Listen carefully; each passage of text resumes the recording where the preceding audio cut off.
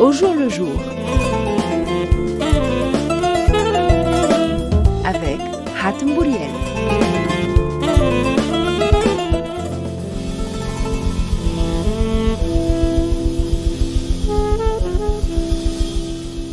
Bonjour à toutes et à tous. J'ai le plaisir de vous retrouver avec la complicité de Nawel Saidi pour ce nouveau numéro d'Au jour le jour. Restez avec nous sur RTCI. L'écume des jours. Aujourd'hui, je voudrais évoquer le terme de Korban.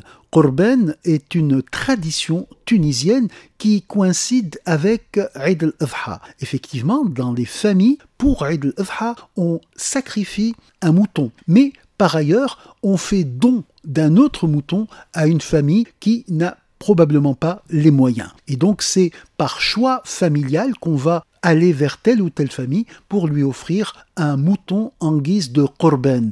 Et ce terme de korban est lié également aux personnes décédées dans une famille au cours de l'année, et c'est au nom de ces personnes décédées qu'on fait cette offrande à une famille fragile, à une famille dans le besoin. Le mot korban, qui revient avec celui de Eid, et nous allons célébrer incessamment notre Eid al-Adha, eh bien, retenons quand même ce terme de korban qui, en même temps, souligne la proximité aux pauvres et qui souligne également ce devoir de proximité qui est l'un des devoirs fondamentaux en cette période de Eid al-Adha. Bonne fête à toutes et à tous.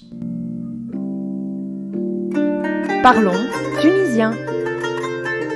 Notre chronique Parler tunisien vous propose un terme qui est généralement qualifié de punique. Et vous allez voir pourquoi. Lorsqu'on travaille dans l'irrigation, eh bien, on a des périmètres irrigués. On travaille avec de l'eau d'irrigation. Alors que, parfois, certaines cultures n'ont pas d'irrigation. Et à ce moment-là, on qualifiera ces cultures de ba'li. Ba'li, qui est un terme tunisien, qui signifie donc hors irrigation. C'est des cultures qui se font plus ou moins naturellement par la vertu des eaux de pluie. Et donc ce terme de Ba'li, selon certains, non pas linguistes mais historiens, proviendrait de cette divinité punique qui n'est autre que Baal, Baal Hamoun ou encore Baal. Et donc on dit que cette expression Ba'li proviendrait de la nuit des temps en quelque sorte et qu'elle désigne aujourd'hui certaines cucurbitacées par exemple qui poussent de manière Ba'li, certains de nos légumes de potager qui peuvent pousser aussi de manière Ba'li.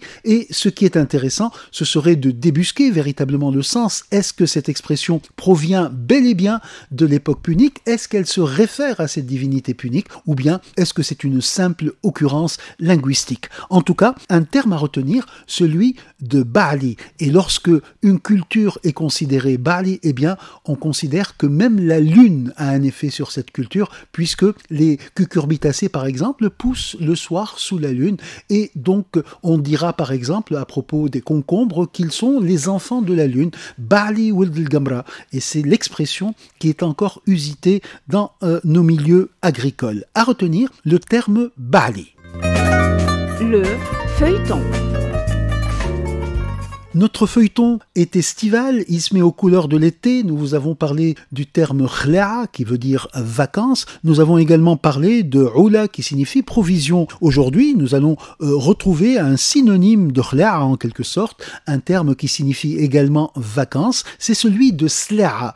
Ils sont très proches l'un et l'autre, c'est la première voyelle qui va changer, c'est la première consonne en fait qui change de khla à slaa. Et slaa signifie vacances, c'est d'ailleurs le terme qui est utilisé par les enfants, les professeurs et les directeurs d'établissement pour parler des grandes vacances. Bien évidemment, on dira otla, mais dans le dictionnaire et dans le lexique traditionnel qui est plutôt utilisé au dialectal, eh bien on parlera de slaa. Et la slaa, c'est la vacance, c'est la grande vacance d'ailleurs, c'est celle qui coïncide avec l'été des écoliers. À retenir donc ce terme de slaa. À bientôt sur RTCI en vous invitant à cueillir le jour nouveau qui se présente.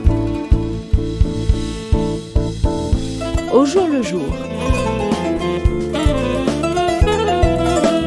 Avec Hatem Bouriel.